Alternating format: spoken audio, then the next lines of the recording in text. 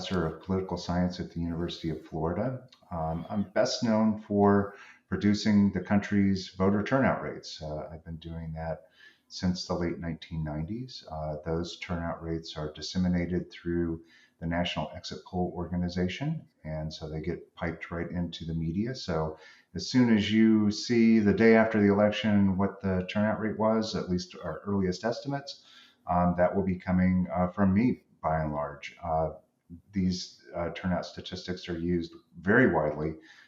Textbooks, policymakers, even the Minnesota Secretary of State uses it for their official turnout rate. In addition to that, I'm really interested in election data. So another big project I've been working on over the last few years is compiling precinct boundaries and election results associated with those precincts. That's used primarily for redistricting, although it has applications for political news coverage, for campaign organizations. So it's not solely just for redistricting, but just about everything that you know about redistricting in terms of the political ramifications was because of the very difficult data collection we did over the last 4 or 5 years now, and continue to do. Again, you look at who was using it. These were Supreme Court cases, like in Alabama. Redistricting authorities across the country were using our data. Media, all levels of media, and I can go on and on. So again, a lot of that data. Now, the other thing, again, I'm just a data nerd, is that I also, up to the run up to the election, I'll be tracking early voting activity in the country. And the website I've been doing this since like 2008. Again, this is really, I started this as a lark because the Exit Poll organization asked me to track it. And I said, I'll just post it online and maybe people will help me collect some data. So like 1 million visits afterwards. And, I realized I'd really struck upon something. And so I'll be doing that again. That website usually gets at least 1 million unique visits every cycle because people want to know what's going to happen. Now, I do use it to forecast what's going to happen in the election, but the primary purpose that the Exit Poll organization is using it for is to forecast turnout and get an idea of what the share of the early vote will be versus the election day vote within the states, so that we can have accurate election night forecasting on that outstanding vote that's still yet to be counted and reported. So it serves a really important purpose in that respect. But of course, people really want to know who's going to win the election. So I also have to answer a lot of those questions too. Yes, always needing to predict. This is a good place for us to start the conversation because it's something I've been very curious about. I've been trying to get in touch with someone at AP Votecast about this as well. But talk about exit polling and how it works. I think a lot of people imagine that it looks kind of like the local reporter who's standing outside, the most populous precinct or something and just asking people as they go by. I think that is a little bit what it's like, but maybe you can talk a bit about how exit polls work and what they're for. Well, first of all, let's understand the media do not call election results with the exit polls alone. They only do that in like a place like Utah or Alaska or Washington, D.C., some place where all the polling suggests like what's going to happen. They get an exit poll. It confirms with, what we believe is going to happen within that state. And so off of that, the media will call an exit a state one way or the other. But for all those places where there's even just a little bit of uncertainty about how the election's going to go, the Exit Poll organization, which divorced from the Associated Press a few years ago over data collection issues, disputes over that. Both of them are going to be collecting election results, and they're going to be modeling those election results. They're going to be correlating the election results with past voting election results within those states. And they're going to use those models, and there's more than one of them.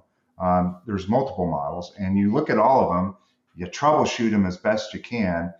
You look for any anomalies, and sometimes you detect them. And then you go back through the system and realize, oh, was that like someone did a fat fingered data entry error, or that could be with the exit poll organization doing it, or it could even be with the election administrators. That's happened too. But it's that point where you looked at everything, you've looked at what's happening elsewhere in the country, you've looked at the exit polls, you've looked at everything, and then you feel very confident at that point, this is how the election is going to play out. So to go back to your original question, like what are the exit polls really for? The exit polls are to just give us a sense of what was motivating people to vote for the candidates that they voted for. It's not to call election results. And that's really, it's an unfortunate thing because as we, in like the hours before the election, we'll get the first kind of sense of the exit polls. They won't be the real forecast yet of what's happening, but there'll be some numbers in there about like what was motivating people and those sorts of things. And they get disseminated out and people start opining, oh, this looks really good for one candidate or the other. Right. And I'll tell you, all those analysts who are sitting in the room, myself included, when we're not looking at it that way, we're like, okay, is this right? And the other thing that happens is that eventually what will happen is that the exit polls will be weighted to the actual election results. So those early exit polls that you get are always unreliable because we don't have the actual election results yet to weight the exit polls to. And so it's only going to be after we get the last exit polls in, because there's still some exit polls that haven't been tabulated yet from the pollsters. It's only at that very end of the night, once we've weighted back to the actual election results, that those exit polls are actually going to tell us, the best estimate that we can get as to why people chose the candidates that they did. I think that's really helpful because frequently the methods of all of this, everything related to polling and exit polls and measuring election turnout gets kind of boiled down as if it were a single source method of figuring things out. We did do a conversation with David Ratliff from Clarity Campaign Labs, who was talking about modeling turnout quite far in advance. And I think this gets me to my follow-up question too, which is about this relatively new. I mean, I'm from Oregon, so it's not new to me. I live in New York now, but it's still not new to me. Vote by mail, but the wider spread use of early voting, same day voter registration, and vote by mail is something that I imagine has created some interesting work for people who are doing turnout models, since it's not the same as everybody showing up at the polls on the one day.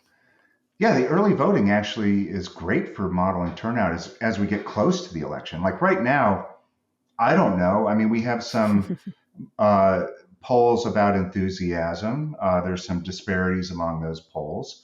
I look at those numbers and I generally think, all right, so we're probably going to have a turnout rate that's very similar to the turnout rates we've been having since about 2008 or so. So north of 60% of those eligible will participate is my guess. And hear my words, that's my guess. There's really no good way to estimate this in any way, like using a model and trying to do that. It's just my gut impression, having looked at these data for a very long time. I don't think we're going to be as high as the 2020 election because that was a very unusual pandemic election that drove turnout in some very important ways. It doesn't, again, my vibes or my feelings don't tell me that we're going to be at 2020 levels. I could be wrong. Something could happen between now and election day. But what we'll really know is once we start getting those early voting numbers in. And so places like Oregon, which are all mail ballot states, Colorado, Washington, and then there have been a host of other states that have since joined. The first three that started doing early voting are all mail ballot elections. We're going to get a very good sense of what the turnout is. By election, the day before the election, Even on election day, we'll get the final reports before we get the election results. And nearly like 95, 99% of the vote's going to be in some of these states. It won't be tallied yet and reported, Right. but we're going to know how many people have returned ballots. And we're going to know how many people cast in-person early votes. And so like in 2020, once Texas passed its 2016 turnout in just its early vote alone, we knew that we were going to have an unusually high turnout rate in Texas. We knew we had already beaten 2016. We could see this in the all-mail ballot states too. Texas is not an all-mail ballot state. Right. So that's why we pay attention, at least I do, to these data, because the best, clearest indicator that we're going to get from the early vote data is turnout projections. And then why does that matter? Like, sorry, I'm going to jump ahead and think about what questions you'd ask. But why does it matter? You're on the right track. Like, why does it matter right now? Is that, well, polls have different universes in which they poll. Some are all adults, some are registered voters, some are likely voters. And among those likely voters, there could be a low turnout scenario, there could be a mid turnout scenario, there could be a high turnout scenario. And so if you look at the polling that's going on right now, this is pretty clear and pretty persistent in the polling. Biden and now Harris do better among the likely voters than the registered voters of the all adults. So that more restrictive universe. And there's some good reasons to think of why that may be happening. We can talk about that in a minute. But to go to the point of why turnout matters is that how many people vote will give us a sense of like which of those likely voter models are going to be correct. And there's when you move from those more expansive, like all adults, not all those people are going to vote. Even among all registered voters, not all those people are going to vote.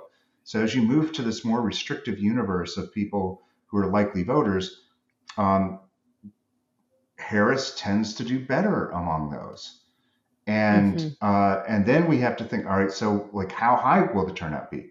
And ironically, it could be, again, lots of moving parts here, but just as sort of a rule of thumb, now it looks like the higher the turnout, it actually could help Trump.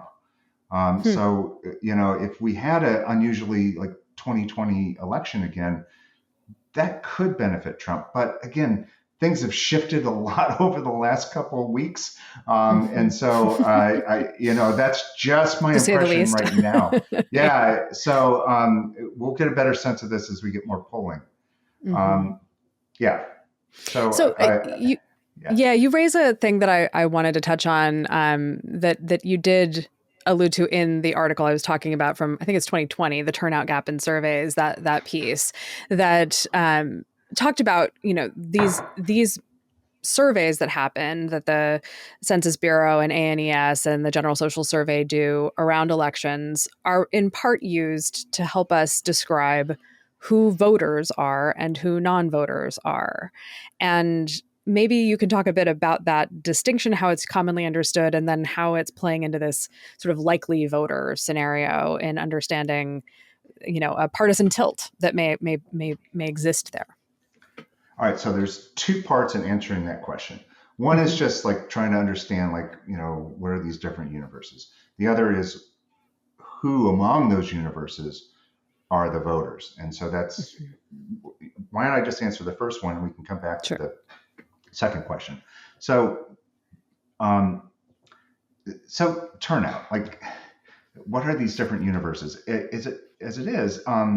in the late or mid 1990s, Warren Metosky, who is the guy who basically invented the exit poll, asked me to, and I was back in graduate school.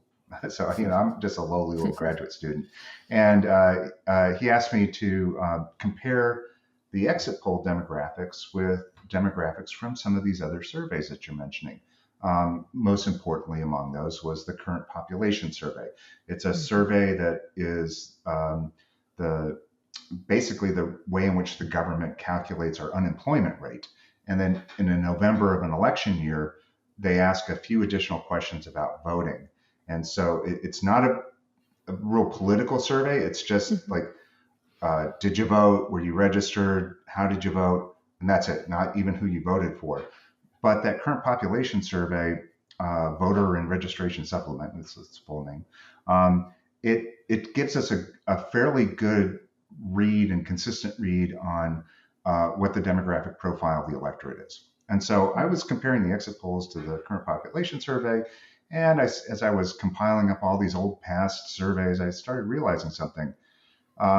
Oh, hey, look, to make this good comparison, I have to actually remove these non citizens from the universe of people who are in the current population survey. And I don't mean illegals. I mean, Mhm. like people here legally and otherwise. So it's not just illegals. And so as I was doing that, I started realizing, oh, and look at this, the percentage of the non-citizen population is growing. And it's not growing just a small amount. From Mm. 1980 to about 2000, it grew about 6 percentage points among what we call the voting age population, everyone age 18 and older. And so I thought, well, that's kind of interesting. And boy, I think we need to recalculate turnout rates.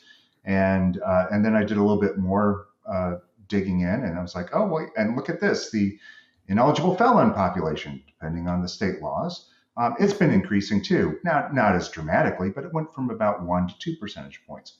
So it looked like we had this growing ineligible population, and at the time, back in the 1990s, if you looked at op-eds, and there were people like Ivy League professors who were writing books on why turnout rates were going down, and they were trying to explain it. It was like, Mhm. it's television, it's bowling alone, I mean, Right. it was all of these theories that people were throwing out. It all started with the premise that turnout rates were going down, and I actually showed, well, they're not going down. It's just the ineligible population is increasing. Actually, if you take into account that ineligible population, they've remained flat Mhm. uh, since basically over the last 100 years. And so here I am again, just a lowly. Now I'm an assistant professor, just trying to make my way in the world. And suddenly I have Ivy League professors attacking me, saying I'm wrong, and because they've written books on this, Yes. and they have to protect their legacies and their careers because they this is what they've done. Mhm. And I coined the phrase voting eligible population. And if you hear, like, again, if you listen to politicians today, they'll say eligible to vote. They're saying that because of what I did. Mhm. I mean, coining that word and giving a way for people to talk about voting in a different way. And uh, so, it's still, again, today that people, well, let me put it this way. One of my colleagues once said, you have the most used, least cited data in academia. And I'm like, Yeah. yeah, that's very true. Because once those turnout rates get out in the wild through the media, people will be start crediting them to the Washington Post, the New York Times. It's like, Mhm. yeah, but those are my numbers. Right. But that's where they show up, and that's where people think they came from. Yeah, it's very interesting because there is still this persistence of there's a whole bunch of these kinds of data points. I do another project related to generational demographics and how a lot of the headlines that you see about millennials have killed everything they've ever touched and that sort of thing is mostly nonsense. But also that there are these kind of stats that are long expired, like no longer true, and yet we continue to talk about them. An example is like half of all marriages end in divorce, which is not true. It's like if you use the weird calculation that they use to make that, which is how many marriages were there this year and how many divorces were there this year, divide one by the other, that's your divorce rate. At worst, it's like 1 in 3 marriages end in divorce. But but that's also a weird way of calculating that. The other one is the idea that voter turnout is like is like 60% at most or something like that, and it's that is ish true. It is also like well, if you look at registered vote, like the thing that I had looked at a long time ago for one of these things was, to your point and to some of the work you've done, the percentage of registered voters who vote is pretty stable over time. The biggest predictor of voting is being registered to vote, is what it looks like to Mhm. me. And so, like, why do you see older people voting more than younger people? Well, some of it might have to do with baby boomers got the vote at 21, and so they were super activated at 21 and started out high and stayed high. That's a story that some people in the generational world want to tell. The other is just like you're more likely to get registered at some point. My dad was famously not registered to vote until he was in his like late 30s, early 40s. And my mother was registered to vote the whole time. Like it just depended on when you got involved. I think these distinctions though, and that distinction between the AP, voter age population, and voter eligible population, the thing you've identified, is a really important one because it does crystallize that everybody who's 18 plus isn't in a country like ours, is not in the population of people that we should be predicting turnout based upon. And yet that's happening in the CPS survey. So they are being included in the total number for calculating the percentage of turnout. Is that a fair characterization of what's happening there? Well, they actually changed their methodology because of what I Ah, did. okay. So that's good, right? Yeah. When the Census Bureau actually changes what they do. And I've given talks to the Census Bureau about the numbers, and there's some other things going on with the current population survey that Mm-hmm. probably need to be fixed, but um, probably won't for various reasons. But yeah, so I think that was a positive development when they started calculating citizen voting age population. And you Mm-hmm. also have to understand the current population survey sample frame is non-institutional housing in the country. So prisons are not surveyed for that Right. particular survey. And so, although there are ineligible felons who are on probation or parole or have been permanently disenfranchised, they're at least getting part of that segment of the population that are at least in prison, Mm. accounting for that when they calculate their turnout rates. But even that aside, the turnout rate, if you actually look at the turnout rate for the current population survey, it's like 10 percentage points higher than what I get for the voting eligible population. And Right. there's some weirdness going on there. That's not what they officially report, but you have to look at the data and realize they're doing a little trick there. They count all of the people who did not respond to the voting question Mm-hmm. as not voting. Right. And that is not really what survey researchers do. They Right. usually exclude missing data from their calculations. Mm-hmm. And so when you exclude that missing data, the current population survey, just like any other survey that you mentioned, is going to have a pretty severe, what we call vote over report bias. And there are reasons why that could be happening. The the one that is most often cited, although I think there are other things going on there too, is that people like to portray themselves in a positive light when they respond to an interviewer. And so if an interviewer asks you, did you vote or are you going to vote in election surveys, people are going to say, of course I'm going to vote because I'm a good citizen. But maybe they didn't really do it. And again, there are other reasons why that's going on too. But that's probably the main reason why we see this vote over report bias. Yeah, And there were some interesting things in that paper that I thought, because you went through a variety of things that you and your colleagues did about what could be contributing to that turnout gap between what these surveys are showing and then what the actual turnout is. And these 10 plus point gaps in what the surveys suggest and what is actually happening are very, there's a variety of things that make perfect sense. There is that kind of mode effect of, is it face to face? Is it over the phone? Is it online? Those things all have different layers of. It's a conversation I recently had with a client about a project on my side of the fence, which was the difference between a face to face conversation, a telephone depth interview, and doing something online, even something that would involve self-recorded video, for example, of like, where would people be most comfortable talking about this particular topic? And And the nice thing is, like, the Zoom call is an interesting sort of attenuation of or combination of the phone experience and the face-to-face. You're looking at me while we're talking. And this was a project actually about probation and parole, but we were trying to figure out, like, what was the best sort of environment to create for people to feel like they could be honest. They could talk about things in a kind of candid way. So that mode effect is interesting.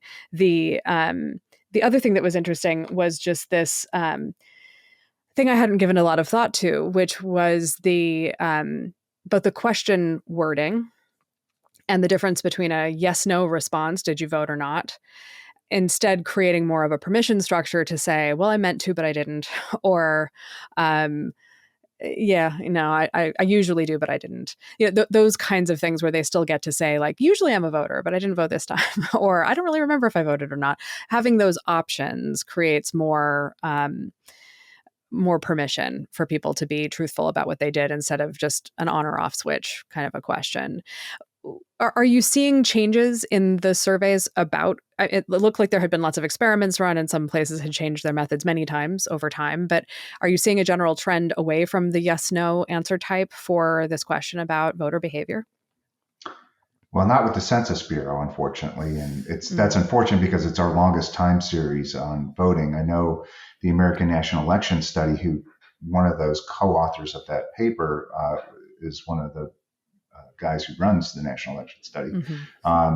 They have experimented, and so if you just take a step back, look, one of the things that and this is what I teach my students. I say, I'm going to give you a lecture on polling, and you can, accept this in two ways. One way in which you could process everything I'm about to tell you is that all polls are junk and I should never trust a poll ever again. The other is to be just a more savvy consumer of polls.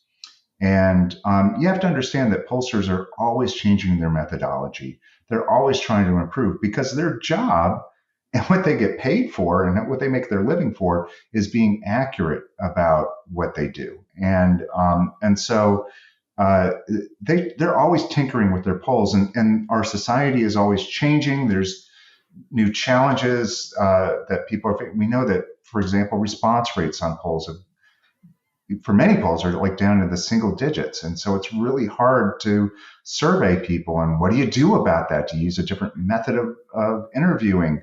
How do you apply weighting schemes and other things of that nature? So people are trying to fix these problems in real time as they arise.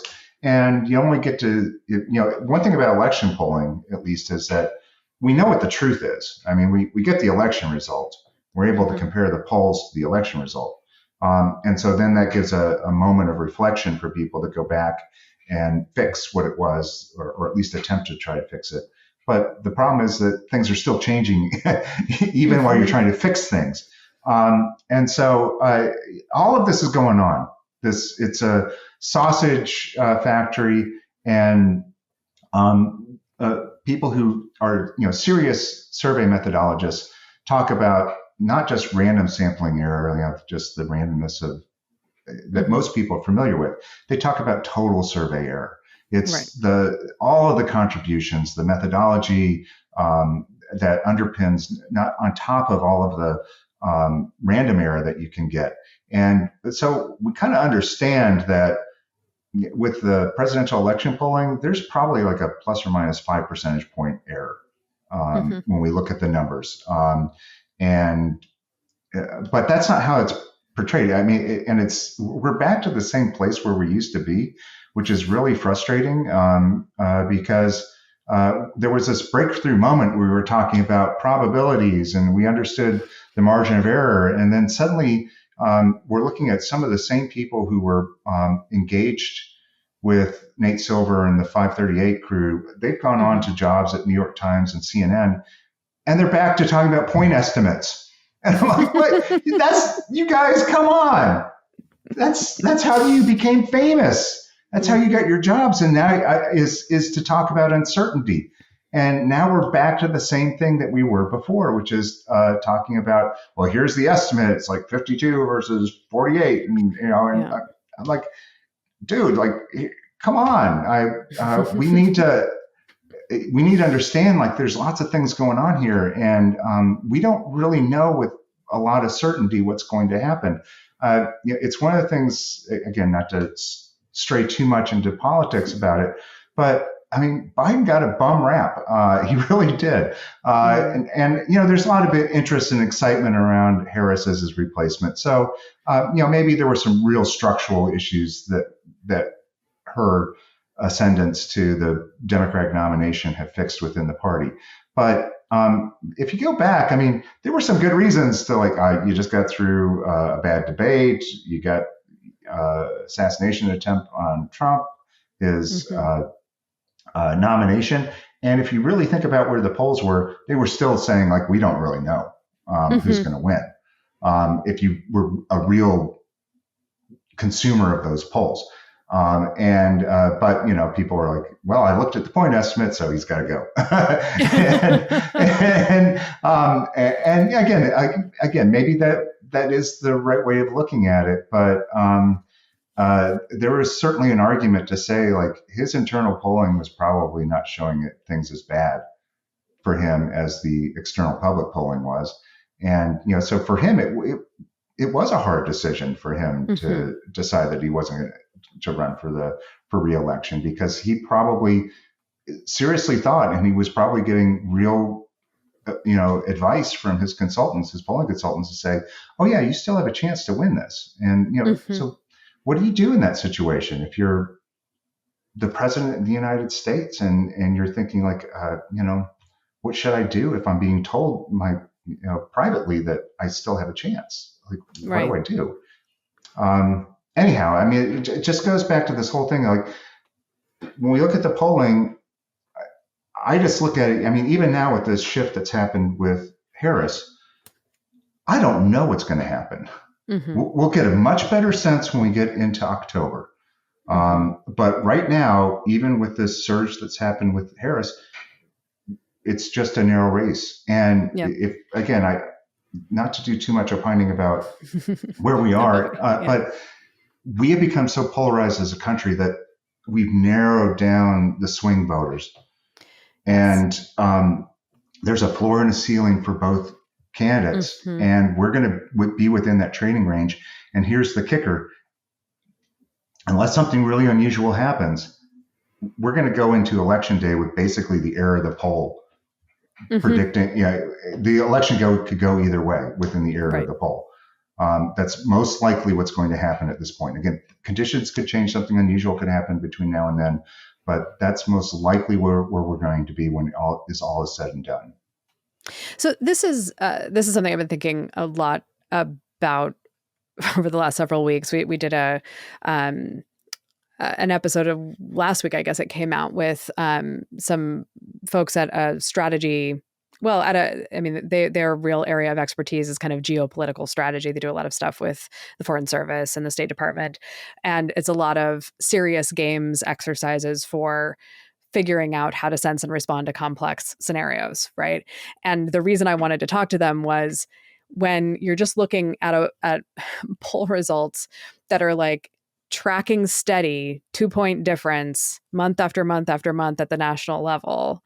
And yet there's all this, perceived volatility in the swing state polls, or there's so much perceived volatility in some of the underlying numbers about favorability or approval ratings or whatever, that may be like the way to figure out whether or not to replace a candidate in the summer before the election is not through polling. Maybe it's through some other set of sort of strategic exercises to think through the implications and all of that sort of thing.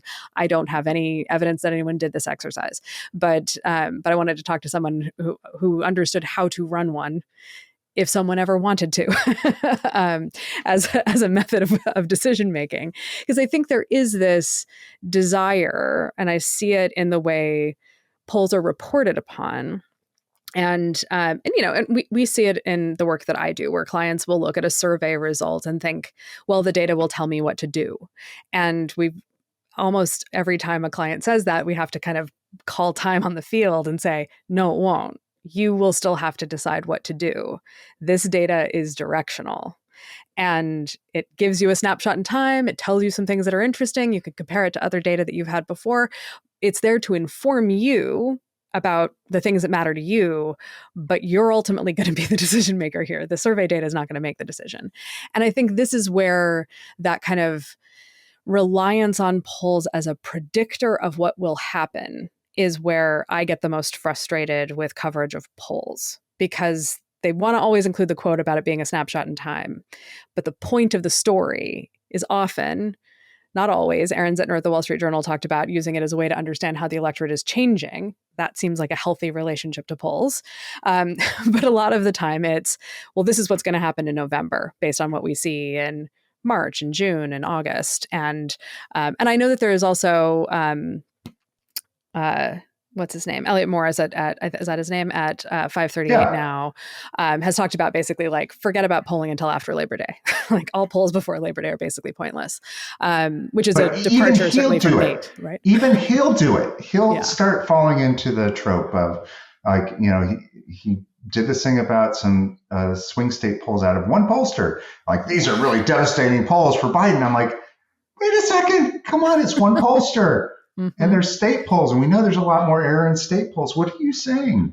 And as they think about their kind of prediction models, are they not using some of the data that is generated by some of these past year turnout models to try to model who the likely electorate is going to be and how to weight the results? Yeah, let's get into that a little bit, because that's really fascinating too. So there, as you're probably well aware, there are some big societal changes that are happening in this world and in our country. And one of those is the growing diversity of this country.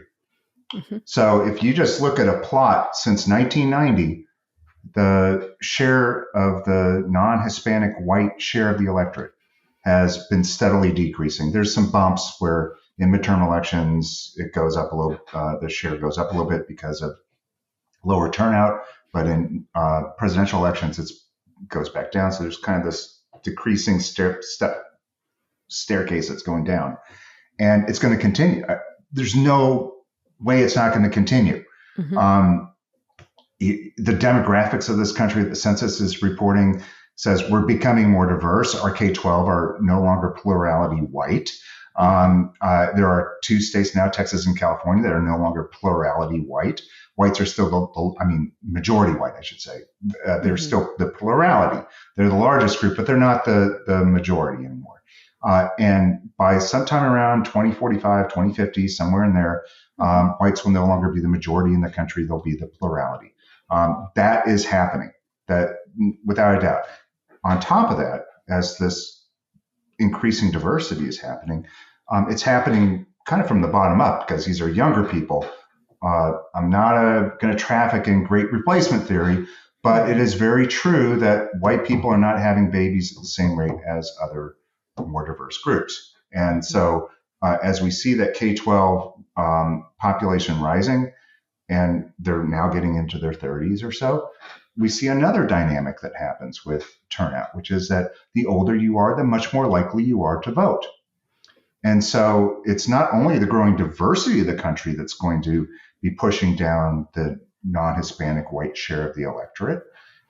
It's also going to be rising turnout rates for those populations, those diverse populations, as they grow older.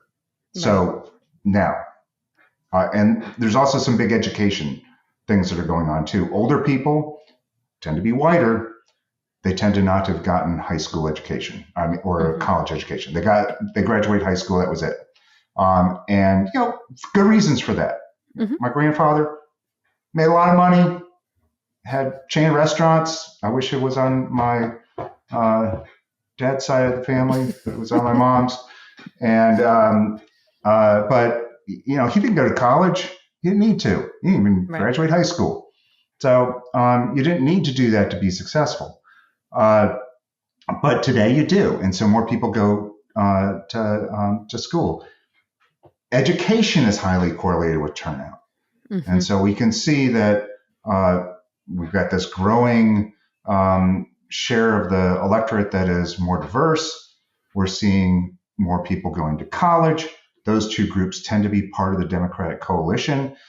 They were a little bit shaky with Biden, but Harris, at least if we believe some of the initial polling, seems to have shorn up those groups again.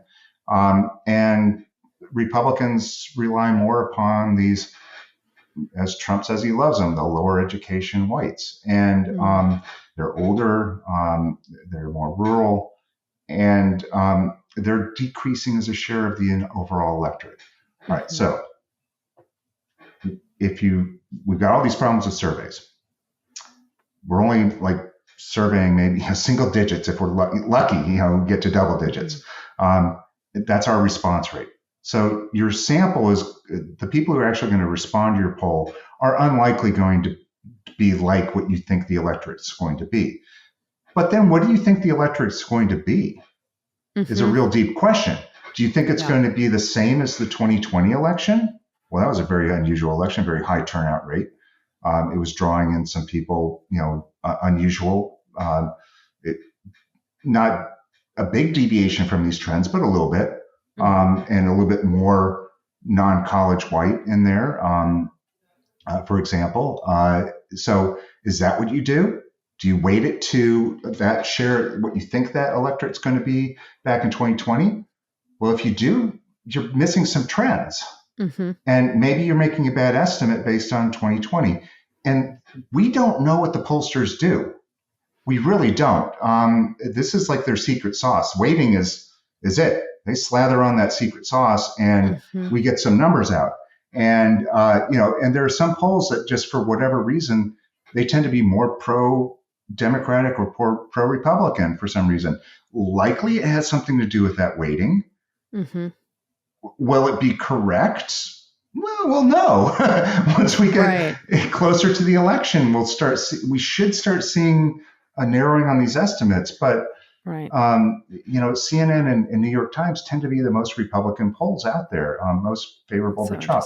And a lot of our perceptions about like what should be going on and what's happening are based on those two sources because they're such dominant trusted news sources versus other new polling organizations or other news organizations that do polls.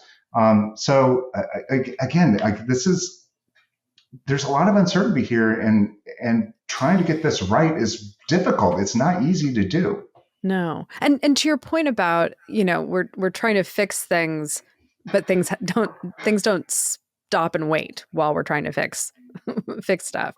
And there is a kind of, to look forward, look back kind of process at all times of like, we want to make better predictions. So we want to solve the problems we had last time, whether or not those problems are still the problems that we have. One of the things that as I was looking at a lot of the polling data was should be surprising, should be worth talking about. But of course, once you get past about 55, we stop talking about you. So the older voter groups were much more aligned with Biden in the polling around Biden than you would have predicted, because typically we say the older you get, the more conservative you become. And that isn't necessarily true. And there's a lot of reasons why it'd be less true. And, people are actually responding to the world they live in a lot of the time. So, but that was a story that always felt under-addressed. It would just be this like, old people seem to be liking Biden. And I think sometimes there was this implicit like, well, because he's also old, sort of idea, when maybe it might have to do with things like lowering Medicare prescription drug prices. And, there might be actual reasons why they would do that. And also just that baby boomers are different than their parents' generation when they got to be older. I was joking with a friend of mine. I had a econ teacher. He had a PhD and was sort of in his semi-retirement when I was in high school. And he used to refer to senior citizens as the Gray Panthers and would talk about how they would get into their Buicks and roll down to the polls. And they were just this incredibly reliable voting bloc because they were, in general, at that point in time, this is the early mid 90s, they're retired. They have time on their hands. And they're going to go vote. They're going to go vote to protect Social Security or whatever their local interests are. The other thing, again, growing up in Oregon, that they would reliably do is vote for property tax limitation measures. And that's, of course, how we funded schools. So then you would have generational warfare between the baby boomers and the greatest generation over funding schools. But this is the electorate is constantly changing. The cultural underpinnings of that culture is constantly changing. And the kind of adjusting for the last cycle, which is 2 or 4 years ago, seems like it's not, but I don't know how you would necessarily sense and respond to the way things are changing under your feet. And I don't know if you have any thoughts on how one might go about doing that. Yeah, it's all secret sauce. I mean, it really is. I mean, this is an art. It's not a science. I mean, there is science definitely to polling, but there's also an art to it, and an art to being able to interpret what polls tell you. Mm-hmm. And so, but here's the thing. And here's where I get into it with people like Nate Silver and others, but mostly him, is that I look at something else.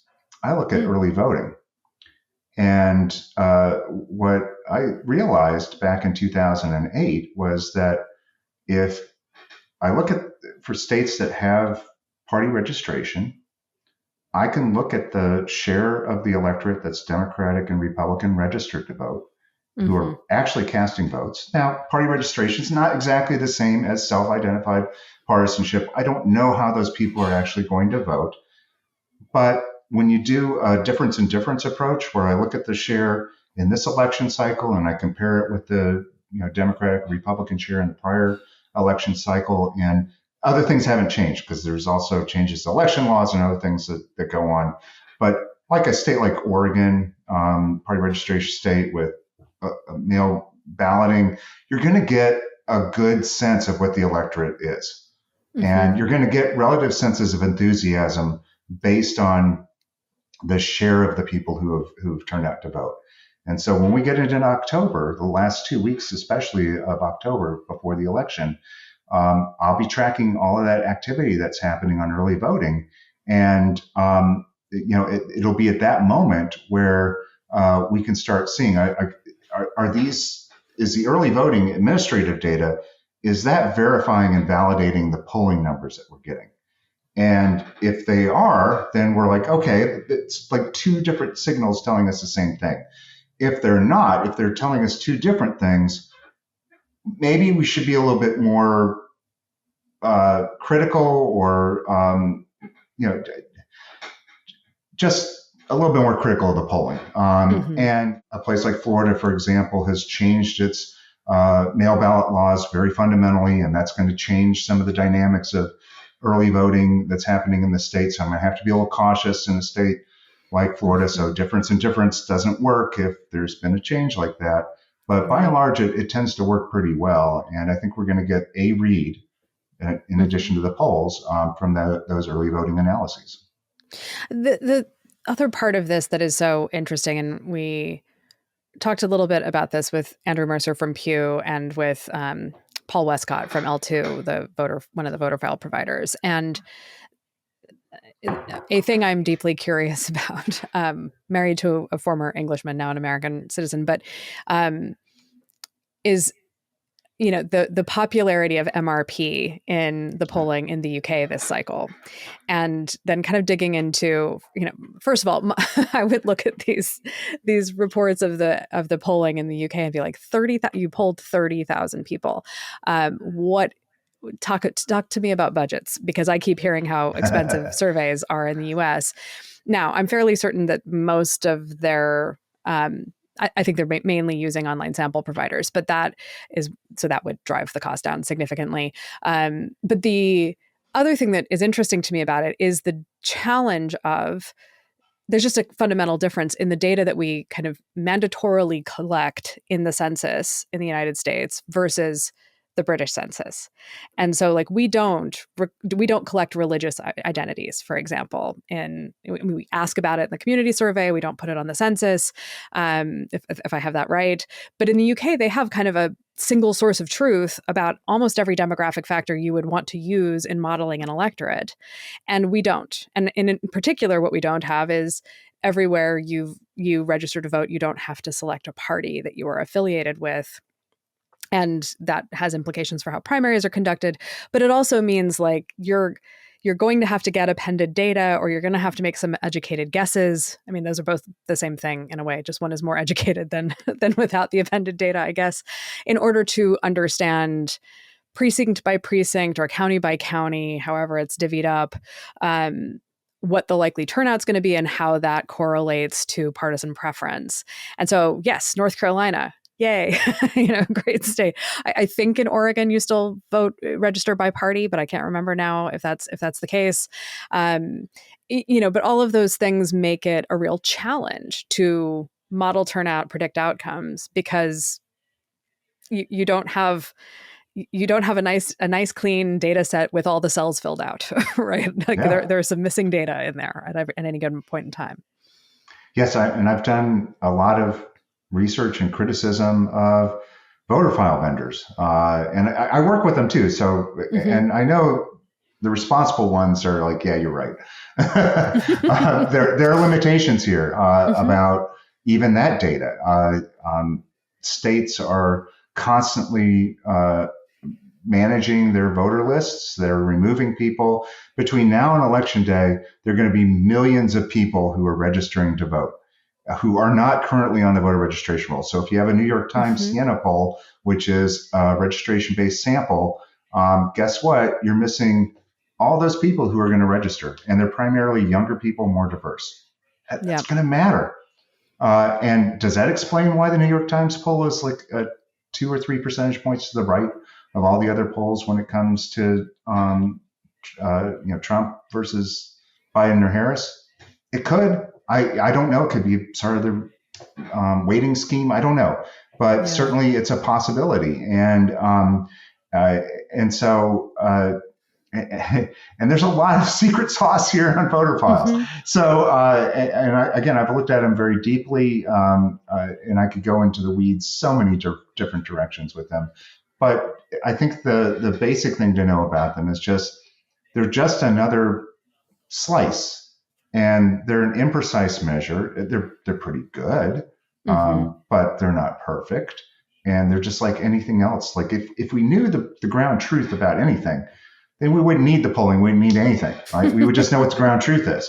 Right. But that's not how the world works. And so we're constantly struggling, trying to understand how the world works with imprecise measures, and trying to understand the strengths and weaknesses of those measures makes you a more savvy person when you're interpreting the estimates that they're telling you about.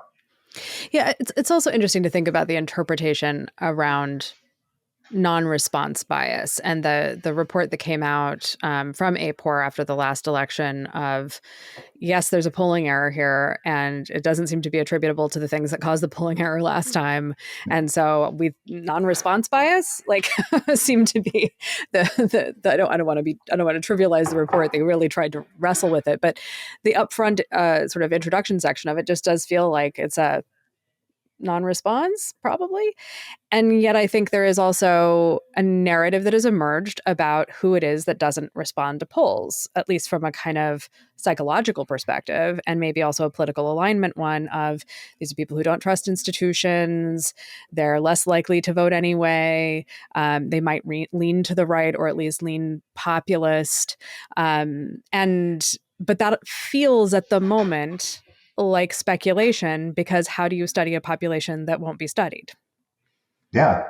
Well, one of the fun things that I've been engaged in a couple of research projects on this is to ask people, if they actually voted, and I have their voter registration record. And I can actually see what they did. A related project that a colleague of mine did here at the University of Florida, he asked people, how did you vote during the 2020 election? Did you vote by mail? Did you vote in person? Early? And he had the actual record, and he could see all these Trump supporters telling him that they didn't. They voted in person, but he had a record of them voting by mail. It was in the administrative data. And so we have that dynamic that goes on here where people are providing responses, and how truthful are those responses versus what the administrative records tell us about what they actually did. And they don't always jive up. And some reasons you could think, well, it's the people telling you something wrong. But on the flip side of it, it's sometimes the administrative records that are telling you something wrong. For example, when we ask people, did they vote? And they say, yeah, I voted. And you look at the voter file and you say, well, there's no record of you voting here in Florida. And then we started asking them some follow-up questions like, oh, so did you vote someplace else? And then they go, oh, yeah, I moved in to the state. And so, oh. And Right. it, like trying to track people as they move across state lines with voter files, because we have all of this is administered at the state level, and we don't have a lot of good data to link records together from different states. And these files themselves are churning. It's a real challenge for these voter file vendors. And they do as best as they can. So I mean, it's a constructive criticism. I'm not trying to say don't trust the voter file data, but just to say there's some real challenges here, and that matters when, I don't know, maybe you run a survey and you do a vote validation. You take the survey responses and you try to match people with their administrative record, whether they vote or not. Well, I mean, guess what? In Utah, they allow people to censor their public records. So last time I checked, about a seventh of the registered voters in Utah do not allow the state to release their public record. So I don't know. I mean, you just don't even know for a seventh of the population. And if you look at some of the surveys that election surveys that do this vote validation exercise, you can see that, yeah, there's something squirrely going on with Utah. Well, I know what it is. And how pernicious is that elsewhere when you're trying to match data where you don't maybe only have a name and an age and the address isn't particularly good. And these are thorny things that census is wrestling with, and survey researchers are wrestling with, and voter file vendors are wrestling with, and I'm absolutely certain, because if you look at your Experian or whatever record, you're going to see, oh, wait, that's not even me. And you're going to, that often happens. And it goes down to this very fundamental thing. It's like, it's difficult to actually match data. Yes. And I've written about this as well. And you can use, either you can accept that, like it's difficult to match data, or you can realize, oh, I can use that for nefarious purposes, and I can talk about people who vote more than once. Yeah, it's just the same name and birth date. Right. Millions of records, that's going to happen. And you know it because if you look at your Experian record or Accenture, whatever, you're going to see something that says, hey, look, there might be somebody with your exact name and birth date. It's probably a pretty good, especially if you're a Robert Smith. There are too many Robert Smiths in the world. So, right. Yeah, it's funny to think about this. You just made me have a memory of, I was at a conference, this is years ago now, probably 10 plus years ago. And I was putting on a side event and needed to pay the venue hall, and was putting it on the business credit card, and got a call from credit card security because it was like a $5,000 charge or something. And they were like, they put me through this list of questions to do identity verification. And I was like, okay, none of the options you gave me apply to me. So is there a none of the above option? Well, no, one of these has to be right. I was like, none of them are right. I have not lived on any of those streets ever in my life. There was like two questions that I got wrong because whatever their data source was, and I think actually at the time it was LexisNexis, but it was like some other person. And hilariously, you would think that Farah Bostic is not that common of a name, but it's common enough, right? It's common enough for some person living in South Carolina with the same name as me to wind up having cross-referenced file data. Well, I've got a better example of this. I was on the do not fly list because there's a Michael McDonald from Northern Ireland who is a terrorist. And I share the same birth date as this other Michael McDonald. And so I actually got pulled aside, and had the whole interrogation at an airport. And I had to say, like, that really is not me. Hmm. I am not from Northern Ireland. I am not, yeah, that is not me. And so I had to get, one of these appeals where you get a special identifier number, and that has to be associated with my record. So Oh, great. I'm not on the do not fly list. I got off of it. But there was a period of time where I Yeah. always got the security screening and always got pulled aside. And I just had to build in some time into my travel plans to think that, yeah, I'll probably get flagged again. Yes, I've known a couple of other people with similar ones where it's like my friend Liam, who's a very pale man from Northern England, who uh, was temporarily mistaken for someone who was on a terrorist watch list or something, but was Nigerian, and it was like really not the same guy, like really identifiably not the same guy. But yeah, had the same birthday, had the same first and last name, and so he had to get that cleared up. This, though, I think becomes a real challenge because it means if you know you're dealing with incomplete data, a certain degree of uncertainty, or an uncertain degree of uncertainty, then you have to do some guessing. You have to do some modeling and some weighting and all of that. I was recently looking at, because I was curious about UK polling, there is something that I think is called the British Polling Society, which has some standards and requirements for anybody who is publishing to the public polling data. They have like a time limit on how long after it's first reported upon that the full like crosstabs and weighting and data set are available publicly. They have to be linked to from the original story. They have to disclose their weights, all of that sort of thing. And as I've been talking to people about modeling and and a variety of other things, one of the criticisms I hear about public pollsters is there isn't a lot of consistency about publishing your weights. Even if you do it, you don't publish a complete set of your weights. It just says how you're weighting, Republicans versus Democrats versus independents, or gender, like big top line kind of the demographic crosstabs. Those weights might be published, but no other assumptions are published, like likelihood to vote or that sort of thing. It's very opaque what their definition of a likely voter is, and everyone's got a subtly different way of defining that. And so, why is this the case? Why are we putting numbers out here that we're asking people to at least believe are plausible, if not actually trust, but not showing our work? Like, what's driving that? Because someone else will steal your work. I mean, this is all Because we wouldn't want all the proprietary. polls to say the same thing. We have to have some Yeah, special there take. actually Yeah. is there is some value to that, right? To kind of understand what the breadth of the uncertainty is. I mean, I jokingly do this on social media. I say, choose your own adventure. Right. Whenever a new poll comes out and it's different from the other polls, it's like, could that poll be right? Yeah, it could be. Could the other poll be right? Yeah, it could be. Do we average them? Yeah, we could. Do we just add a bad poll with a good poll and we've changed our perception about what's going on with an average? That's possible too. I will give 538 now, since Nate left, that credit that they now include transparency as part of their pollster rating.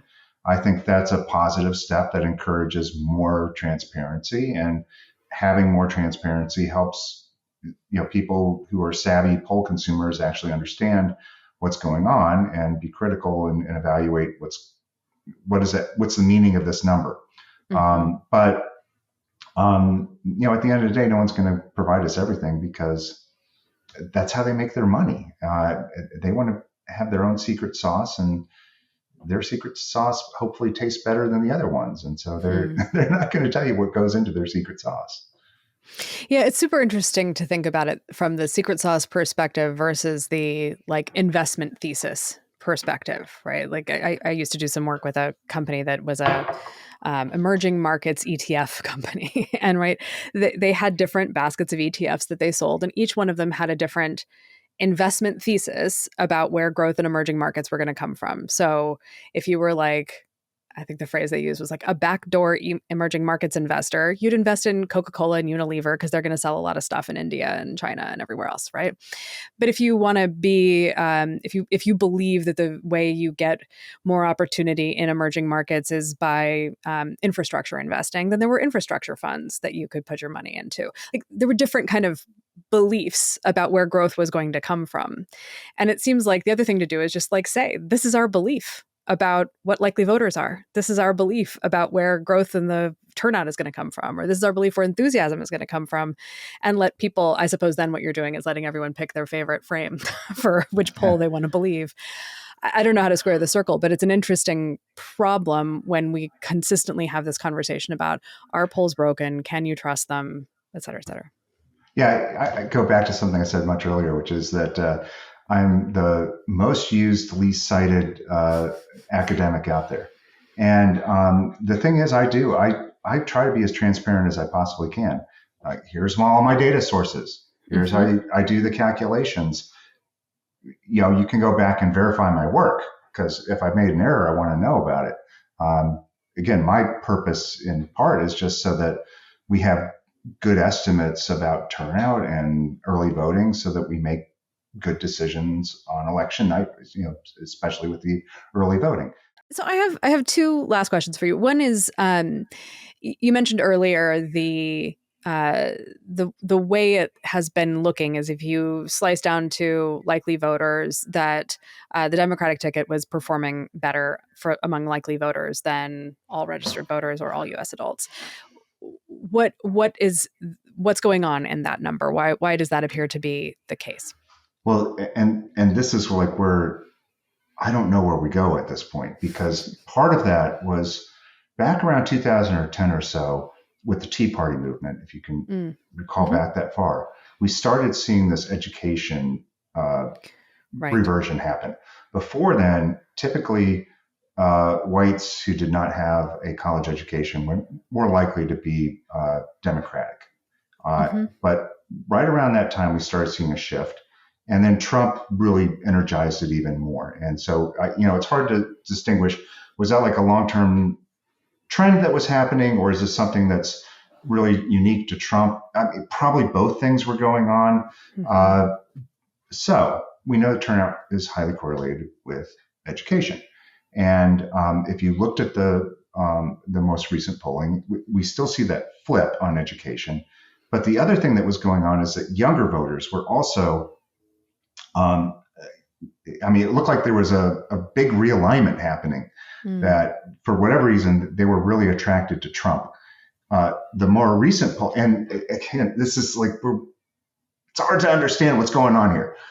That was with some polls, like the ones that get the most play in the media, like CNN and New York Times, they were showing this, that there's a shift among young voters and more diverse voters. They're tending to go more towards Trump. And so you look at the lower education plus this group that's younger going to Trump, they both have lower turnout rates. And so the higher education whites would be the people more likely to vote. And so this was what was driving this difference between the likely and the registered or all adults numbers to suggest that the likely voters were more Democratic than these other universes of polling samples. But Harris has changed all that again. And so, but again, just understand, it's not in every poll. And it's just so frustrating. There were some polls that were saying, no, like the Democratic coalition looks like it's always done. So what was going on here? The New York Times and CNN seem to have shifted suddenly. So it suggests to me, well, that wasn't entirely polling methodology. It was really something about what they were doing that they were seeing in their respondents. It's not just polling methodology. There's something else going on there. But now those polls look more like the other polls, at least the preliminary stuff, because we've only been like a week. I know you might post this later on, but as we're talking about this right now, it's only been like a week since Biden withdrew. And so if we see younger voters now moving back over into the Democratic coalition. We know they have lower turnout rates. We know that then, well, we don't know, but it's likely then that the likely voter models will shift. We're not seeing good evidence of that yet because you still have the high education whites that are still part of the Democratic coalition, but it does look like there's been some slippage among older whites Mm-hmm. From Biden to Trump, or from Harris really to Trump. So there's like lots of moving pieces here that are sliding around on the puzzle to try and figure out how it all fits together. So, ask me again in a couple months and maybe I'll have a better sense of what's going on. But it's very possible that we're going to be back into the old world where we say, yeah, the higher turnout actually going to benefit Harris more than Trump. But I still think we need a couple more weeks of the polling to get through it, maybe past the Democratic convention, to really know with certainty. Well, not with certainty, just have a better sense of a better sense of it, where this is all going. So it's hard to answer that question at the moment. Yeah, I mean, so far when friends of mine have asked me what I think of, how Harris is doing, I'm like, I'm not going to look at any polls until I don't know, the week of the convention. I mean, I will, obviously it's part of what I have to do for the show, but I'm not going to take a lot of, I'm not going to put a lot of stock in them. I know. The narrative will not end, it waits for no man. So, yes. How that narrative gets played out. And, there's just I don't know. We're definitely in a different time. The social media is really remarkable around Harris, and that it's happening in a way that I don't think people have really a good grasp on what's going on here yet. But maybe we'll start seeing it. I mean, there was the Ipsos poll that came out that showed enthusiasm skyrocketing for Harris. It's likely related to all the social media, and it, is this finally the death of traditional media, and we're going to see the ascendance of social media, really ascendance. This is going to be the way that we get in the future how we talk to people. Maybe we're at that inflection point. We're just seeing it happening right now. Again, maybe not. We have to see what happens with the election. Yeah. We'll have to see how it all pans out in the end. I guess my last question for you is if you could construct, something like the British Polling Society's sort of guidelines for how polls get reported publicly. I mean, acknowledging at the very least, we'd want an attribution requirement, right? But what would make this type of the kinds of polls that we have available to us more useful to you as you think about modeling turnout? What would make you feel like you knew what you were looking at, you could make sense of it, you could rely on it as you also pull precinct level data and other sorts of sources from the administrative record? Well, the number one thing I want to know is what they think their turnout rate's going to be. Because what pollsters do is they have an idea of what the turnout is, and they're going to weight the poll in such a way that they're going to get to that target turnout number. So that's number one. The other one I want to know is what's their sense of what the electorate's going to be? What's their target numbers for the demographic profile of the electorate? So what's their age, gender, race, Hispanic ethnicity? Those are typical ones. Education could be in there as well, and other weighting schemes. Education, as it turns out, we may have been under polling lower education people for whatever reason. At least that's a common possibility that's raised. But I'm almost certain that the pollsters have tried to fix that. But have we overcorrected on it? This is what the New York Times and CNN polls do. They weight on education as well. But I'd like to know what that looks like. And because I know there are some big trends that are happening in our society, and I need to know, Are they weighting back to the 2020 number? Like what is, so are we properly picking up that trend? Or are we still looking in the rearview mirror? Because that trend could be worth a percentage point or two. Right. And hopefully it's not. You hope it's not, but it could be, because the trends. Again, I'm not. There've been all these people who say the growing Democratic majority and that sort of stuff. I mean, if anything we know is that parties in the big history of this country, they always adjust. Yeah. So I don't think demographics are destiny. But given the current status of where the coalitions are, party coalitions, it seems to me like that would be something really important to know, is what do we think the composition of the electorate is going to look like demographically. So those are the two things that I would wish. What is your Substack? How do people find your work? It's just like Michael McDonald. So it'll be their election project, U.S. elections project. And once I get into the early voting period, I'll post some of my analyses on early voting great. There. So we'll put a link to it in the show notes. Yeah, some of it's open, some of it's for subscribers. Right. Hit that button, mash that subscribe button. Exactly.